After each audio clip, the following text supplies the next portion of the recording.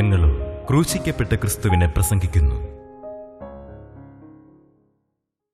ദൈവത്തിന് സ്തോത്രം. ദൈവ തിരുനാമത്തിന് മഹത്വം ഉണ്ടാകട്ടെ. ഉൽപ്പത്തി പുസ്തകം 39 അധ്യായം 7 വാക്യം നമുക്ക് ആദ്യം വായിക്കാം, പിന്നീട് 9 വാക്യവും വായിക്കാം. യോസേഫ് കോമളനും മനോഹരരൂപിയുമായിരുന്നതുകൊണ്ട് യജമാനൻ്റെ ഭാര്യ യോസേഫിന്മേൽ കണ്ണുപതിച്ചു. എന്നോടുകൂടെ ശയിക്ക എന്ന് പറഞ്ഞു. അവനതിന് സമ്മതിക്കാതെ യജമാനൻ്റെ ഭാര്യയോട്, ഇതാ ഈ വീട്ടിൽ എൻ്റെ കൈവശമുള്ള യാതൊന്നും എൻ്റെ യജമാനൻ അറിയുന്നില്ല. തനിക്കുള്ളതൊക്കെയും എൻ്റെ കയ്യിൽ ഏൽപ്പിച്ചിരിക്കുന്നു. ഈ വീട്ടിൽ എന്നേക്കാൾ വലിയവനില്ല. നീ അവൻ്റെ ഭാര്യയാകയാൽ നിന്നെയല്ലാതെ മറ്റ് യാതൊന്നും അവനെനിക്ക് വിരോധിച്ചിട്ടുമില്ല. അതുകൊണ്ട് ഞാൻ ഈ മഹാദോഷം പ്രവർത്തിച്ച് ദൈവത്തോട് പാപം ചെയ്യുന്നത് എങ്ങനെയെന്ന് പറഞ്ഞു. അവൾ ദിനംപ്രതിയും യോസേഫിനോട് പറഞ്ഞിട്ടും അവളോടുകൂടെ ശയിപ്പാനോ അവളുടെ അരികെ ഇരിപ്പാനോ അവൻ അവളെ അനുസരിച്ചില്ല. വേദപുസ്തകത്തിലെ ഒരു തിളങ്ങുന്ന കഥാപാത്രമാണ് യൗസേപ്പ്. വേദപുസ്തകത്തിൽ വിശുദ്ധിക്ക് വേണ്ടി കനത്ത വില കൊടുക്കേണ്ടി വന്നൊരു കഥാപാത്രമാണ് യൗസേപ്പ്. വേദപുസ്തകത്തിൽ വിശുദ്ധിയിൽ നിന്നതുകൊണ്ട് ഉത്തരോത്തരം അഭിവൃദ്ധിയിലേക്ക് കുതിച്ചുയർന്ന ഒരു വ്യക്തിയാണ് യൗസേപ്പ്. ജീവിത വിശുദ്ധി കൈമുതലാക്കുക അതൊരു വലിയ ദൈവകൃപയാണ്. വിശുദ്ധമായ ഹൃദയം, വിശുദ്ധമായ ജീവിതം, അതൊരു മഹാഭാഗ്യമാണ്. യൗസേപ്പിന് ദൈവത്തിൻ്റെ പ്രത്യേക കൃപ ലഭിച്ചു. ആവശ്യക്കാർക്കൊക്കെ ഈ ദൈവത്തിൻ്റെ കൃപ ലഭിക്കും. വിശുദ്ധി എനിക്ക് വേണമെന്ന് ആഗ്രഹിക്കുന്നവർക്ക്, ജീവിതത്തിൽ കറപറ്റരുത് എന്ന് നിർബന്ധമായും ആഗ്രഹിക്കുന്നവർക്ക് തീർച്ചയായും സർവ്വകൃപയും കർത്താവ് കൊടുക്കും. കാരണം വേദപുസ്തകം പറയുന്നു, യഹോവയുടെ കണ്ണ് തങ്ങൾ ഏകാഗ്രചിത്തന്മാരായിരിക്കുന്നവർക്ക് വേണ്ടി തന്നെത്താൻ ബലവാനെന്ന് കാണിക്കേണ്ടതിന് ഭൂമിയൊക്കെയും ഊടാടിക്കൊണ്ടിരിക്കുന്നു. ദൈവത്തിൻ്റെ സന്നിധിയിൽ വിശ്വസ്തയോടെ നിൽക്കാൻ ആരെല്ലാം ആഗ്രഹിക്കുന്നുണ്ട്, അവരെ കാണാൻ കർത്താവ് ഇങ്ങനെ നോക്കിക്കൊണ്ടിരിക്കുകയാണ് ഭൂമിയിൽ എല്ലായിടവും. യഹോവയുടെ കണ്ണ് തങ്ങൾ ഏകാഗ്രതന്മാരായിരിക്കുന്നവർക്ക് വേണ്ടി തന്നെത്താൻ ബലവാനെന്ന് കാണിക്കേണ്ടതിന് ഭൂമിയിലൊക്കെയും ഊടാടിക്കൊണ്ടിരിക്കുന്നു. 2 ദിനവൃത്താന്ത പുസ്തകം 14 അധ്യായത്തിലാണ് നാം വാക്യം കാണുന്നത്. യഹോവയുടെ കണ്ണ് ഭൂമിയിലൊക്കെയും നോക്കിക്കൊണ്ടിരിക്കുകയാണ്. ഈ ഭൂമിയിലെമ്പാടും ആരുണ്ട് എന്നിൽ ഏകാഗ്രതയോടിരിക്കുന്നത്? വിശുദ്ധി വേണമെന്ന് ആഗ്രഹിച്ച് ആരെല്ലാം ഇരിക്കുന്നു? തെറ്റ് പറ്റരുതെന്ന് നിർബന്ധമായി ആരെല്ലാം ഇരിക്കുന്നു? അത് നോക്കിക്കൊണ്ട് ദൈവം അങ്ങനെ ആരെങ്കിലും ഉണ്ടോ എന്ന് കാണാൻ കൗതുകത്തോടെ നോക്കിക്കൊണ്ട് നിൽക്കുകയാണ്. യഹോവയുടെ കണ്ണ് തങ്ങൾ ഏകാഗ്രചിത്തന്മാരായിരിക്കുന്നവർക്ക് വേണ്ടി തന്നെത്താൻ ബലവാനെന്ന് കാണിക്കേണ്ടതിന് ഭൂമിയിലൊക്കെയും ഊടാടിക്കൊണ്ടിരിക്കുന്നു. ഭൂമിയിൽ എല്ലായിടും ഊടാടിക്കൊണ്ടിരിക്കുന്ന ദൈവത്തിൻ്റെ കണ്ണ് ഊടാടിക്കൊണ്ടിരിക്കുന്നു, നോക്കിക്കൊണ്ടിരിക്കുകയാണ്. ഏകാഗ്രതയോടെ, വിശുദ്ധിക്ക് വേണ്ടിയുള്ള തീക്ഷ്ണതയോടെ ആരെല്ലാം നിൽക്കുന്നുണ്ട് എന്ന് കാണാൻ കർത്താവ് ഇങ്ങനെ സൂക്ഷ്മ നിരീക്ഷണം ചെയ്തുകൊണ്ടിരിക്കുന്നു. ദൈവത്തിന് സ്തോത്രം. അങ്ങനെ നോക്കുമ്പോൾ ഒരാൾ, കർത്താവെ ഞാൻ തീർച്ചയായും എൻ്റെ ജീവിതത്തിൽ കറപറ്റുകയില്ല എന്ന് ദൈവസന്നിധിയിൽ തീരുമാനമെടുത്തുകൊണ്ട്, വന്ന തെറ്റുകളെന്നോട് ക്ഷമിക്കണമേ, ഇനിമേൽ മനസ്സറിഞ്ഞൊരു ഭാവം വരികയില്ല എന്ന് തീരുമാനിച്ചുകൊണ്ട് ഒരാളിരുന്ന് പ്രാർത്ഥിക്കുന്നുവെങ്കിൽ കർത്താവ് കാണുമല്ലോ, കർത്താവ് കണ്ട് കർത്താവ് അഭിനന്ദിക്കുമല്ലോ, കർത്താവ് അനുമോദിക്കുമല്ലോ, കർത്താവ് സന്തോഷിക്കുമല്ലോ. പ്രിയപ്പെട്ടവരെ, യൗസേപ്പ് ജീവിതത്തിൽ ദുരിതമനുഭവിച്ച ഒരു വ്യക്തിയാണ്. ധാരാളം ദുരിതം അനുഭവിക്കേണ്ടി വന്നു. കൊച്ചുകുട്ടിയായിരുന്നപ്പോൾ അമ്മ മരിച്ചുപോയി. കൊച്ചുകുട്ടിയായിരുന്നപ്പോൾ തന്നെ സഹോദരന്മാർ 10 പേര് യൗസേപ്പിനെ പകച്ചു, യൗസേപ്പിനോട് അസൂയപ്പെട്ടു. ഒരു കാര്യം ഉണ്ടായിട്ടില്ല. യൗസേപ്പ് ആർക്കും ഉപദ്രവം ചെയ്തില്ല, ഒരു ഉപദ്രവം ചെയ്തില്ല. യൗസേപ്പ് ഏറ്റവും വിശ്വസ്തയോടും വിശുദ്ധിയോടും കൂടി നിന്നേ ഉള്ളൂ. അപ്പന് യൗസേപ്പിനോട് പ്രത്യേക വാത്സല്യം ഉണ്ടായിരുന്നു. അമ്മ മരിച്ചുപോയ മോനോട് അപ്പന് പ്രത്യേകം വാത്സല്യവും കാരുണ്യവും ഉണ്ടായിരുന്നു. യാക്കോബ് യൗസേപ്പിന് പ്രത്യേകിച്ചൊരു മേലങ്കി ഉണ്ടാക്കി വെച്ച് കൊടുത്തു. ആ മേലങ്കി ധരിച്ചുകൊണ്ട് ഈ മോൻ ഓടി നടക്കുമ്പോൾ അപ്പൻ കൗതുകത്തോടെ നോക്കി നിൽക്കുമായിരുന്നു. മരിച്ചുപോയ അമ്മയുടെ, യാക്കോബിൻ്റെ ഭാര്യയായ റാഹേലിൻ്റെ അതേ ഛായ തന്നെയാണ് യൗസേപ്പിന്. റാഹേൽ സുന്ദര രൂപിണിയായിരുന്നു, കണ്ണ് തിളങ്ങുന്ന കണ്ണുകളായിരുന്നാണ് വേദപുസ്തകം പറയുന്നത്. സൗന്ദര്യമുള്ള കണ്ണുകൾ. യാക്കോബ് തൻ്റെ സ്വന്തം ഭാര്യയുടെ കാര്യം വീണ്ടും വീണ്ടും ഓർക്കുന്നത് ഈ മോനെ കണ്ടാണ്. മോൻ്റെ ഛായ അമ്മയുടെ ഛായ തന്നെയാണ്. ആ മോൻ ജീവിതത്തിൽ തീരുമാനമെടുത്ത് ദൈവത്തിൻ്റെ കൃപയിൽ ആശ്രയിച്ച് വിശുദ്ധിക്ക് വേണ്ടി തീരുമാനമെടുത്ത് മുന്നോട്ട് വന്നപ്പോൾ എതിർപ്പുകൾ പെരുകി. എന്താണ് കാരണം? ഇവൻ വിശുദ്ധിയിൽ നിന്നാൽ ഇവനെ ദൈവം ഉയർത്തുമെന്ന് പിശാചിനറിയാം. ഇവനെ ദൈവം ഉയർത്തുമെന്ന്. വിശുദ്ധിയിൽ വളരും തോറും ഇവൻ ഉയർന്നു പോകുമെന്ന് പിശാചിനറിയാം. അനേകായിരങ്ങൾക്ക് ക്ഷാമകാലത്ത് ക്ഷേമം പകരാൻ ഇവനെ ദൈവം ഉപയോഗിക്കുമെന്ന് പിശാചിനറിയാം. പിശാച് അതുകൊണ്ട് ആ ഉന്നത സ്ഥാനത്ത് യോസേപ്പ് എത്തരുത് എന്നുള്ള ഉദ്ദേശത്തോടു കൂടി പിശാച് യോസേപ്പിനെ വീഴിക്കാൻ ശ്രമിക്കുകയാണ്. സഹോദരന്മാർ അസൂയപ്പെട്ടു. ആ സഹോദരന്മാരിൽ പ്രവർത്തിച്ചത് പിശാചാണ്. അവരെ യോസേപ്പിനെ ഉപദ്രവിച്ചു. അവരെ യോസേപ്പിനെ എപ്പോഴും പകച്ചുകൊണ്ടിരുന്നു, അസൂയപ്പെട്ടുകൊണ്ടിരുന്നു. അതിൻ്റെ പിന്നിൽ പിശാചാണ്. സഹോദരന്മാരെ യോസേപ്പിനെ തകർക്കാൻ നോക്കി. പക്ഷേ യോസേപ്പ് അവിടെയൊന്നും തകർന്നില്ല. നാം വായിക്കുന്നത് യോസേപ്പിനെ പൊട്ടക്കിണറ്റിൽ തള്ളിയിട്ടു. പൊട്ടക്കിണറ്റിൽ തള്ളിയിട്ടപ്പോഴും യോസേപ്പിൻ്റെ കാര്യത്തിൽ ദൈവത്തിന് പ്രത്യേക ശ്രദ്ധയുണ്ടായിരുന്നു. ആ സഹോദരന്മാരിൽ ഒരാൾ അവനെ എങ്ങനെയെങ്കിലും രക്ഷിക്കണമെന്ന് ആഗ്രഹിച്ചു. രൂബേൻ, യാക്കോബിൻ്റെ മൂത്തവനായ രൂബേൻ യോസേപ്പിനെ രക്ഷിക്കണമെന്ന് ആഗ്രഹിച്ചു. എന്തിനവനെ കൊല്ലണമെന്നാണ് രൂബേൻ പറഞ്ഞത്. പക്ഷേ അവനോട് കിടക്കട്ടെ എന്ന് സഹോദരന്മാർ മറ്റുള്ളവരെല്ലാം തീരുമാനിച്ചു. പക്ഷേ ഒരു കാര്യം, സ്വർഗത്തിലെ ദൈവം യോസേപ്പിനെ കാത്തുകൊണ്ടിരുന്നു. ഒരു കാര്യം നാം ഓർക്കുന്നത് നല്ലതാണ്. ദൈവസന്നിധിയിൽ വിശ്വസ്തയോടെ, വിശുദ്ധിയോടെ, ഏകാഗ്രതയോടെ നിന്നാൽ സ്വർഗത്തിൻ്റെ അത്ഭുതകരം നമ്മെ കാത്തുകൊണ്ടിരിക്കും, നമ്മെ സംരക്ഷിച്ചു കൊണ്ടിരിക്കും. നമുക്ക് ചുറ്റും വലയം തീർക്കും, രക്ഷാവലയം. നമുക്ക് ചുറ്റും വേലി കിട്ടും. ദൈവത്തിൻ്റെ പ്രത്യേക പരിഗണനയും പ്രത്യേക പരിരക്ഷണവും നമുക്ക് ലഭിക്കും. ദൈവം നമ്മെ കാക്കും. എന്തൊരു ഭാഗ്യം! യൗസേപ്പിന് അടിക്കടി ദുരിതങ്ങൾ വന്നപ്പോൾ അപ്പോഴെല്ലാം യൗസേപ്പ് വിശുദ്ധിയെ മുറുകെ പിടിച്ചുകൊണ്ട് നിന്നു. ദൈവത്തിന് സ്തോത്രം. അന്ന് യൗസേപ്പിന് തുടർന്ന് ആ പൊട്ടക്കിണറ്റിൽ നിന്ന് എടുത്തതിന് ശേഷം ഇസ്മായേലി കച്ചവടക്കാർക്ക് വിൽക്കുന്നു. കച്ചവടക്കാർ കൊണ്ടുപോയി അങ്ങ് ഈജിപ്തിൽ കൊണ്ടുപോയി അവിടുത്തെ ഉന്നതോദ്യോഗസ്ഥനായ പൊത്തിഫേറിൻ്റെ വീട്ടിൽ വിൽക്കുന്നു. അടിമക്കച്ചവടമുള്ള കാലമാണല്ലോ. പൊത്തിഫേറിൻ്റെ വീട്ടിലെ സകലത്തിനും മേൽവിചാരകനായി അവനെ നിയമിക്കുന്നു. അപ്പോഴാണ് പിശാച് വേറൊരു തന്ത്രം പ്രയോഗിക്കുന്നത്. കൊല്ലാൻ നോക്കിയിട്ട് പറ്റിയില്ല, പൊട്ടക്കിണറ്റിൽ തള്ളിയിട്ട് അവരെ ആയുസ് തീർക്കാൻ നോക്കിയിട്ട് സാധിച്ചില്ല. എന്നാൽ ഇനി എന്താണ് വേണ്ടത്? അവനൊരിക്കലും വളരരുത്, അവനൊരിക്കലും രക്ഷപ്പെടരുത്. ഇനി എന്താണ് വേണ്ടത്? പിശാച് വളരെ കരുതലോടെ കരുക്കൾ നീക്കി. അവിടെ പൊത്തിഫേറിൻ്റെ ഭാര്യയായ ആ സ്ത്രീയിൽ കൂടി പിശാച് പരിശ്രമിക്കാൻ തുടങ്ങി. ഇവനെ വശീകരിച്ച് അശുദ്ധിയിലേക്ക്, തിന്മയിലേക്ക് അവനെ കൊണ്ടുപോയി തകർത്ത് കളയാനാണ് പിശാചിൻ്റെ ഉദ്യമം. സഹോദരങ്ങളെ, നമ്മെ പാപത്തിലേക്ക് വലിച്ചു കൊണ്ടുപോകുന്നൊരു പൈശാചിക ശക്തിയുണ്ട്. തിന്മയിലേക്ക് ആകർഷിച്ചുകൊണ്ട് പോകുന്ന ഭീകരനായ പൈശാചികനുണ്ട്. കോപാവേശം നമുക്ക് തരുന്ന പിശാചാണ്. ക്രുദ്ധനായി അലക്ഷ്യമായും അസഭ്യമായും പെരുമാറുവാൻ ഇടയാകുന്നത് പിശാചിൻ്റെ തന്ത്രമാണ്. നാം കരുതില്ല ജീവിക്കുന്നത് പിശാചിൻ്റെ തന്ത്രമാണ്. നാം അലസരായിരിക്കുമ്പോൾ നമ്മുടെ മനസ്സിൽ കയറിക്കൂടി അഴുക്കായ വികാരങ്ങളിലൂടെ നമ്മെ നയിച്ചുകൊണ്ട് പോകുന്ന പിശാചിൻ്റെ തന്ത്രമാണ്. അശുദ്ധമായ വികാരങ്ങളും അശുദ്ധമായ ആഗ്രഹങ്ങളും നമ്മുടെ ഹൃദയത്തിൽ ഉൽപ്പാദിപ്പിക്കുന്നത് പിശാചിൻ്റെ തന്ത്രമാണ്. നമ്മെ അരുതാത്ത വഴികളിലൂടെ നയിച്ച് നാശത്തിലേക്ക് കൊണ്ടുപോയി തള്ളിയിട്ട് എന്നേക്കുമായി ഒന്നിനും കൊള്ളാത്തവരാക്കി തീർക്കുക, അവസാനം നരകാഗ്നിയിലേക്ക് കൊണ്ടുപോവുക. ഇത് പിശാചിൻ്റെ തന്ത്രമാണ്. ഇത് അനേകരിതൊന്നും അറിയുന്നില്ല. പിന്നിൽ നിന്ന് തള്ളി വീഴിക്കുന്നൊരു പിശാചുണ്ട്. പിന്നിൽ നിന്ന് പാവത്തിലേക്ക് തള്ളിക്കൊണ്ടുപോയി അവനെ കോർണർ ചെയ്ത് പാവത്തിലാക്കുന്നൊരു പൈശാചികനുണ്ട്. ആരും ചിന്തിക്കുന്നില്ല ഇത്. എന്നാൽ ഓർക്കൂ, അവിടെയെല്ലാം വിശുദ്ധിയോടെ നിൽക്കാൻ സാധിക്കുമ്പോഴാണ് ദൈവം സന്തോഷിക്കുന്നത്.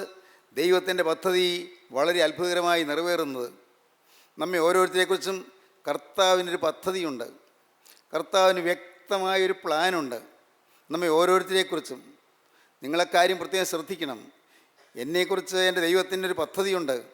എന്നെ ഉയർത്തണമെന്ന്, എന്നെ ചില കാര്യങ്ങൾക്ക് ദൈവം ഉപയോഗിക്കണമെന്ന്, എന്നിൽ നിന്നുകൊണ്ട് ചില കാര്യങ്ങൾ നിർവഹിക്കണമെന്ന്, എന്നിൽ നിന്നുകൊണ്ട് അനേകർക്ക് അനുഗ്രഹം പകരണമെന്ന്, എന്നിൽ നിന്നുകൊണ്ട് അനേകർക്ക് സമാധാനം ലഭിക്കണമെന്ന് ദൈവത്തിന് വ്യക്തമായ ഒരു ഉദ്ദേശമുണ്ട്. ആ ഉദ്ദേശം തകരാൻ നാം സമ്മതിക്കരുത്. ഒരിക്കലും ദൈവത്തിൻ്റെ ഉദ്ദേശം തകർത്ത് കളയരുത്.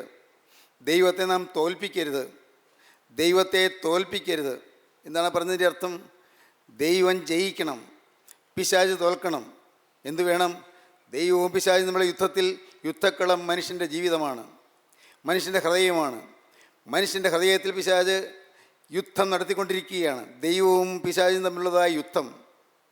ദൈവവും പിശാചും തമ്മിലുള്ള യുദ്ധത്തിൽ നാം പിശാചിൻ്റെ പക്ഷത്തേക്ക് ചേർന്നാൽ, അഥവാ പാവത്തിന് വിധേയപ്പെട്ടാൽ പിശാച് ജയിക്കും, ദൈവം തോൽക്കും. പിശാചിനും ദൈവവുമായുള്ള യുദ്ധത്തിൽ നാം ദൈവത്തിൻ്റെ പക്ഷത്തേക്ക് നിന്ന് പാപത്തോട് പോരാടുമെങ്കിൽ, നാം പാപത്തിൽ വീഴാതെ നമ്മെ തന്നെ സൂക്ഷിക്കുമെങ്കിൽ ദൈവം ജയിക്കും, പിശാച് തോൽക്കും. യോസേപ്പിൻ്റെ ജീവിതത്തിൽ ദൈവം ജയിച്ചു വരികയാണ്. യോസേപ്പിന് യാതൊരു പരാതിയുമില്ല ആരെക്കുറിച്ചും. സഹോദരിമാരെക്കുറിച്ച് പരാതിയില്ല. യോസേപ്പിന് പൊത്തിഫേറിൻ്റെ ഭാര്യയെക്കുറിച്ച് പരാതിയില്ല. ഇസ്മായിലെ കച്ചവടക്കാരെക്കുറിച്ച് പരാതിയില്ല. ജയിലറയിലെ സൂക്ഷിപ്പുകാരെക്കുറിച്ച് പരാതിയില്ല. 13 കൊല്ലമാണ് ജയിലിൽ കിടന്നത്. 13 കൊല്ലം. 17-ാമത്തെ വയസ്സ് മുതൽ 30-ാമത്തെ വയസ്സ് വരെ ആ യൗവനക്കാരൻ ജയിലിൽ കിടക്കേണ്ടി വന്നു. മിസ്രയീമിലെ ജയിലിൽ, ഏറ്റവും ഹീനമായ ജയിലിൽ, ഏറ്റവും കടുത്ത ദുരിതം അനുഭവിച്ചുകൊണ്ട് ആ യൗവനപ്രായത്തിൽ 13 കൊല്ലം യോസേപ്പ് ചെയ്യാത്ത കുറ്റത്തിൻ്റെ ശിക്ഷ വഹിച്ചുകൊണ്ട് ജയിലിൽ കിടന്നു. തോന്നാം, എന്താണ് കർത്താവെന്ന് ജയിലിലിടാൻ സമ്മതിച്ചത്? യോസേപ്പിനെ രക്ഷിക്കാഞ്ഞത് എന്താണ് ദൈവത്തിന് കരുണ തോന്നാതിരുന്നത്? ദൈവം യോസേപ്പിനെ കാരാഗ്രഹത്തിൽ നിന്ന് രക്ഷിക്കാതിരുന്നത് എന്തുകൊണ്ടാണ്? സ്വാഭാവികമായി നമുക്ക് ചിന്തിക്കാം. അത്രയും തീക്ഷ്ണതയോടെ നിന്ന് യൗവനക്കാരനെ ദൈവം രക്ഷിക്കേണ്ടതല്ലേ? ചിന്തിക്കാം. പ്രിയപ്പെട്ടവരെ, ദൈവത്തിൻ്റെ വഴികൾ നമ്മുടെ വഴികളല്ല, നമ്മുടെ വിചാരങ്ങളല്ല ദൈവത്തിൻ്റെ വിചാരങ്ങൾ. ദൈവത്തിന് ധനം, ജ്ഞാനം, അറിവ് എന്നിവയുടെ ആഴമേ, അവൻ്റെ വിചാരങ്ങൾ എത്ര അപ്രമേയവും അവൻ്റെ വഴികൾ എത്ര അഗോചരവുമാകുന്നുവെന്ന് അപ്പോസ്തലനായ പൗലോസ് റോമർക്ക് എഴുതിയ ലേഖനം 11-ാം അധ്യായത്തിൻ്റെ അവസാന ഖണ്ഡികയിൽ പറയും. റോമർ 11-ാം അധ്യായത്തിൻ്റെ അവസാന ഖണ്ഡികയിൽ അപ്പോസ്തലൻ പറയുകയാണെന്ന് നമുക്ക് വായിച്ചു കേൾക്കാം. ദൈവത്തിൻ്റെ ധനം, ജ്ഞാനം, അറിവ് എന്നിവയുടെ ആഴമേ, ദൈവത്തിൻ്റെ ധനം, ജ്ഞാനം, അറിവ് എന്നിവയുടെ ആഴമേ, അവൻ്റെ ന്യായവിധികൾ എത്ര അപ്രമേയവും, ദൈവത്തിൻ്റെ ന്യായവിധികൾ എത്ര അപ്രമേയവും, അവൻ്റെ വഴികൾ എത്ര അഗോചരവുമാകുന്നു. ദൈവത്തിൻ്റെ വഴികൾ എത്ര അഗോചരവുമാകുന്നു. കർത്താവിൻ്റെ മനസ്സറിഞ്ഞവൻ ആര്? അവൻ്റെ മനസ്സറിഞ്ഞവൻ ആര്? അവന് മന്ത്രിയായിരുന്നവൻ ആര്? ദൈവത്തിൻ്റെ മന്ത്രിയായിരുന്നവൻ ആര്? അവന് വല്ലതും മുമ്പേ കൊടുത്തിട്ട് പ്രതിഫലം വാങ്ങുന്നവനാര്? പ്രതിഫലം വാങ്ങുന്നവനാര്? സകലവും അവനിൽ നിന്നും, സകലവും ദൈവത്തിൽ നിന്നും, അവനാലും ദൈവത്താലും അവങ്കലേക്കുമാകുന്നുവല്ലോ. അവൻ എന്നേക്കും മഹത്വം. ആമീൻ. ദൈവത്തിന് സ്തോത്രം. പറഞ്ഞു വന്നപ്പോൾ അപ്പോസ്തലനെ സ്തുതിക്കാതിരിക്കാൻ വയ്യ. അപ്പോൾ സ്തുതിക്കുകയാണ്, അവൻ എന്നേക്കും മഹത്വം. ആമേൻ. ദൈവത്തിൻ്റെ വഴികൾ ആർക്കറിയാം? ദൈവത്തിൻ്റെ വഴികൾ എന്താണെന്ന് മനുഷ്യന് മനസ്സിലാവുകയില്ല. എൻ്റെ ഈ ചെറിയ ബുദ്ധിയിൽ മനസ്സിലാവുകയില്ല. മനുഷ്യൻ്റെ ഈ ചെറിയ ബുദ്ധിയിലൊന്നും മനസ്സിലാവുകയില്ല. ആധ്യാത്മികതയുടെ ആഴങ്ങൾ ആർക്കറിയാൻ പറ്റും? ആത്മീയത്തിൻ്റെ അഗാധതകൾ ആർക്ക് ഗ്രഹിക്കാൻ പറ്റും? ഒന്നും ഗ്രഹിക്കാൻ പറ്റുകയില്ല. വേണ്ട, ഇന്ന് ഗ്രഹിക്കേണ്ടതെല്ലാം കർത്താവ് ഗ്രഹിപ്പിച്ചുകൊള്ളും. കൂടുതൽ ഗ്രഹിക്കണമെങ്കിൽ അക്കരെ ചെല്ലുമ്പോൾ കർത്താവ് പറഞ്ഞു തരും. ദൈവത്തിന് സ്തോത്രം. ഇന്ന് ഈ ഭൂമിയിൽ വെച്ച് ഗ്രഹിക്കേണ്ടതെല്ലാം കർത്താവ് തരും, ആവശ്യമുള്ളതെല്ലാം. അപ്പോസ്തലനായ പൗലോസ് പറയുകയാണ്, ദൈവത്തിൻ്റെ വഴികൾ നമുക്ക് മനസ്സിലാവുകയില്ല. പക്ഷേ ഒരു കാര്യമുണ്ട്, എല്ലാം നന്മയ്ക്കാക്കി കൂടി വ്യാപരിപ്പിക്കും ദൈവം. ഏത് യാതന വന്നാലും, ഏത് ദുരിതം വന്നാലും, ഏത് പ്രതിസന്ധി വന്നാലും അത് നന്മയ്ക്കാക്കി മാറ്റാൻ ദൈവത്തിന് കഴിയും. നമുക്ക് തോന്നാറില്ലേ, കർത്താവെ വഹിക്കാൻ വയ്യല്ലോ, എന്നെക്കൊണ്ട് വയ്യല്ലോ കർത്താവെ, എനിക്ക് സാധിക്കുന്നില്ലല്ലോ, ഇത് ഞാൻ എങ്ങനെ മുന്നോട്ട് പോകും കർത്താവെ, ഞാൻ എങ്ങനെ വഹിക്കും? പ്രയാസമുണ്ട്, ശരിയാണ്, വഹിക്കാൻ പ്രയാസമുണ്ട്. ചില രോഗങ്ങൾ നമുക്ക് പ്രയാസമാണ്, ചില കടത്തിൻ്റെ വീർപ്പുമുട്ടലുകൾ നമുക്ക് പ്രയാസമാണ്, പൈസയുടെ ഞെരുക്കങ്ങൾ നമുക്ക് പ്രയാസമാണ്, കുടുംബത്തിലെ ക്ലേശങ്ങൾ നമുക്ക് പ്രയാസമാണ്, കുടുംബത്തിലെ അസ്വസ്ഥതകൾ തീർച്ചയായും പ്രയാസമാണ്, ടെൻഷൻ ഉണ്ടാക്കുന്ന സാഹചര്യങ്ങൾ വിഷമമാണ്, പ്രയാസമാണ്, ജോലി നനശ്ചര്യ നഷ്ടപ്പെടുന്നു, വിദ്യാഭ്യാസത്തിൽ മുന്നോട്ട് പോകാൻ പറ്റുന്നില്ല, ഒന്നും പഠിച്ചിട്ട് തലയിൽ ഇരിക്കുന്നില്ല, പരീക്ഷയിലൊന്നും വേണ്ടതുപോലെ പ്രകടിപ്പിക്കാൻ സാധിക്കുന്നില്ല, ഒരു ജോലി കിട്ടുന്നില്ല, അഥവാ ഉള്ള ജോലി നഷ്ടപ്പെടുന്നു, എല്ലാം പ്രയാസമാണ്. എൻ്റെ കർത്താവെ, വരവുകൊണ്ട് ചിലവിന് മതിയാകുന്നില്ലല്ലോ, പ്രയാസമാണ്. ഒരു കാരണവുമില്ലാതെ മറ്റുള്ളവരെന്നെ പകയ്ക്കുന്നല്ലോ, തീർച്ചയായും പ്രയാസമാണ്. എന്നെക്കുറിച്ച് മിഥ്യ അപവാദങ്ങൾ പറയുന്നല്ലോ, വിഷമം തന്നെയാണ്. എന്നാൽ കേൾക്കൂ, ഇതെല്ലാം നന്മയ്ക്കാക്കി മാറ്റാൻ സ്വർഗത്തിലെ ദൈവത്തിന് കഴിയും. ഏതെല്ലാം പ്രശ്നങ്ങളുണ്ടെങ്കിലും, ഏതെല്ലാം പ്രതിസന്ധികൾ വന്നാലും, ഏതെല്ലാം ദുർഘടങ്ങളിലൂടെ നാം മുന്നോട്ട് പോകേണ്ടി വന്നാലും, നമ്മുടെ വഴികൾ അടഞ്ഞാലും, വാതിലുകൾ അടഞ്ഞാലും, ഒരു ഗതിയുമില്ലാതെ നാം വലഞ്ഞാലും കേൾക്കൂ, എല്ലാം നന്മയ്ക്കാക്കി മാറ്റാൻ കർത്താവിന് കഴിയും. പെട്ടെന്നുള്ളതായ വിയോഗങ്ങൾ, പെട്ടെന്നുള്ളതായ വിരഹങ്ങൾ, പെട്ടെന്നുള്ളതായ അത്യാപത്തുകൾ, പെട്ടെന്നുണ്ടാകുന്നതായ കഷ്ടനഷ്ടങ്ങൾ, അതൊക്കെ ഓർക്കുമ്പോൾ പ്രിയപ്പെട്ടവരെ നമ്മുടെ ഹൃദയം അത്യന്തം വേദനിച്ച് വെപ്രാളത്തിലായി പോകും, പരിഭ്രാന്തമായി പോകും. പക്ഷേ കേൾക്കൂ, ഇതെല്ലാം, ഈ സാഹചര്യങ്ങളെല്ലാം നന്മയ്ക്കാക്കി മാറ്റിയെടുക്കാൻ ദൈവത്തിന് കഴിയും. ദൈവത്തിന് സ്തോത്രം. എല്ലാം നന്മയ്ക്ക്. അപ്പോസ്തലനായ പൗലോസ് റോമർക്ക് എഴുതിയ ലേഖനം 8-ാം അധ്യായത്തിൻ്റെ 28-ാം വാക്യത്തിൽ പറയും, എല്ലാം നന്മയ്ക്കാക്കി മാറ്റുമെന്ന്, എല്ലാം നന്മയ്ക്കായി കൂടി വ്യാപരിപ്പിക്കുമെന്ന്. അപ്പോസ്തലനായ പൗലോസ് റോമർക്ക് എഴുതിയ ലേഖനം 8-ാം അധ്യായം 28-ാം വാക്യം നമുക്ക് കേൾക്കാം. എന്നാൽ ദൈവത്തെ സ്നേഹിക്കുന്നവർക്ക്, നിർണയപ്രകാരം വിളിക്കപ്പെട്ടവർക്ക് തന്നെ സകലവും നന്മയ്ക്കായി കൂടി വ്യാപരിക്കുന്നുവെന്ന് നാം അറിയുന്നു. സകലവും നന്മയ്ക്കായി കൂടി വ്യാപരിക്കുന്നുവെന്ന് നാം അറിയുന്നു. അപ്പോസ്തലൻ പറയുകയാണ്, നമുക്കറിയാം, അനുഭവം ഉണ്ടെന്നാണ് അപ്പോസ്തലൻ പറയുന്നത്. റോമൻ കാരാഗ്രഹത്തിലിട്ടു, അപ്പോസ്തലൻ പറയുന്നു എല്ലാം നന്മയ്ക്ക്. ഫിലിപ്പിയൻ കാരാഗ്രഹത്തിലിട്ടു, എല്ലാം നന്മയ്ക്ക്. അപ്പോസ്തലനായ പൗലോസിന് അനേകം പ്രയാസങ്ങൾ നേരിടേണ്ടി വന്നു, അടിയേൽക്കേണ്ടി വന്നു. ഒന്ന് കുറയ 40 അടി 5 വട്ടം കൊണ്ടു. എല്ലാം നന്മയ്ക്ക്. കടലിലെ ആപത്തുണ്ടായി, കാട്ടിലെ ആപത്തുണ്ടായി, കള്ള സഹോദരന്മാരുടെ ആപത്തുണ്ടായി, എല്ലാം നന്മയ്ക്ക്. അപ്പോസ്തലൻ പറയുകയാണ്, ദൈവത്തെ സ്നേഹിക്കുന്നവർക്ക്, നിർണയപ്രകാരം വിളിക്കപ്പെട്ടവർക്ക് തന്നെ സകലവും നന്മയ്ക്കായി കൂടി വ്യാപരിക്കുന്നുവെന്ന് നാം അറിയുന്നു. ദൈവത്തിന് സ്തോത്രം. ഇത് അനുഭവിക്കുമ്പോഴാണ് നാം സന്തോഷിക്കുന്നത്. എല്ലാം നന്മയ്ക്കായി മാറും. ഇന്ന് പ്രയാസങ്ങൾപ്പെട്ട് വലയുകയും ഒഴുകുകയും ചെയ്യുന്നവരില്ലേ? നിങ്ങൾ അനേകം പേരിന്ന് ഭാരപ്പെട്ട് കഴിയുന്നില്ലേ? ജീവിതത്തിലെ ക്ലേശങ്ങൾപ്പെട്ട് ഉള്ളു തകർന്നു കഴിയുന്നില്ലേ? മനസ്സ് വീർപ്പുമുട്ടി കഴിയുന്നില്ലേ? കുടുംബത്തിൽ ഭാര്യയും ഭർത്താവും തമ്മിൽ ഭിന്നത, മക്കളിന്ന് അവരുടെ തന്നിഷ്ടം പോലെ ജീവിക്കുന്നു, വഴിതെറ്റിപ്പോകുന്നു, കഞ്ചാവിൻ്റെയോ മദ്യത്തിൻ്റെ അടിമകളായി തീർന്നു പോകുന്നു, അവർ പഠിത്തം ഉഴപ്പിക്കളയുന്നു, കുടുംബത്തിൽ എല്ലാ വിധത്തിലായ ക്ലേശങ്ങളും വന്നു ചേരുന്നു, അതിൽ അടിക്കടി ദുരിതങ്ങളും ആപത്തുകളും വരുന്നു. ഒന്നു മാറി ആപത്തുകൾ, ഒന്നു മാറി രോഗങ്ങൾ, കഷ്ടങ്ങൾ, നഷ്ടങ്ങൾ, ദുരിതങ്ങൾ, ആപത്തുകൾ, കേടുകൾ, കെടുതികൾ എല്ലാം ഇല്ലേ? ഇതെല്ലാം ഓരോന്നും വരുമ്പോൾ മനസ്സ് നോവും, തീർച്ചയായിട്ടും നോവും. ഉള്ള് വേകുന്നത് പോലെ ഉള്ളം തകർന്നു കിടക്കും. എന്നാൽ കേൾക്കൂ, ഇതെല്ലാം നന്മയ്ക്കാക്കി മാറ്റാൻ യേശു ക്രിസ്തുവിന് കഴിയും. ദൈവത്തിന് സ്തോത്രം. ദൈവത്തിൻ്റെ വലിയ നാമം മഹത്വപ്പെടട്ടെ. പ്രിയപ്പെട്ടവരെ, ഞാൻ നിങ്ങളോട് പറയട്ടെ, ജീവിതത്തിൻ്റെ ആരംഭകാലങ്ങളിൽ ഞാൻ നിങ്ങളോട് എന്നും പറയാറുള്ളതാണ്, ജീവിതത്തിൻ്റെ ആദ്യകാലങ്ങളിൽ എനിക്കറിയാം ഞാൻ എന്തുമാത്രം കരഞ്ഞവനാണ് എന്ന്, ഞാൻ എന്തുമാത്രം വലഞ്ഞവനാണ് എന്ന്, എത്രമാത്രം ഞാൻ വേദനിച്ചവനാണ് എന്ന്. ദൈവത്തിന് സ്തോത്രം. ഈ വീട്ടിൽ പ്രിയപ്പെട്ടവരെ കണ്ണീരിൻ്റെ പ്രവാഹമായിരുന്നു. ഇവിടെ ശോകമുഖമായ അന്തരീക്ഷമായിരുന്നു. വീട് ആകെ മ്ലാനമായിരുന്നു.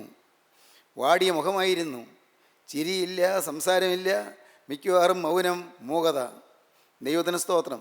അപ്പൻ മരിച്ചതിന് ശേഷം, എനിക്കൊരു വയസ്സുള്ളപ്പോൾ അപ്പൻ മരിച്ചതിന് ശേഷം ആകെ മ്ലാനമായൊരു അന്തരീക്ഷം, മൂകമായ അന്തരീക്ഷം. 30-ാമത്തെ വയസ്സിൽ വിധവയായ പാവപ്പെട്ട അമ്മയുടെ കണ്ണീര് ഈ ഭവനത്തിൽ തളം കെട്ടിയിരുന്നു. ഞാൻ പറയാറുണ്ടല്ലോ, പള്ളിയിൽ ചെല്ലുമ്പോൾ കരയുന്നു, സെമിത്തേരിയിലേക്ക് പോകും, അവിടെ വെച്ച് കരയും, വീട്ടിൽ വരുന്നു, അപ്പോഴും കരയും, എപ്പോഴും കരച്ചിൽ തന്നെ. ദൈവത്തിന് സ്തോത്രം. അമ്മ ചിലപ്പോൾ നെഞ്ചത്തടിച്ച് കരയുന്നത് ഞാൻ കണ്ടിട്ടുണ്ട്.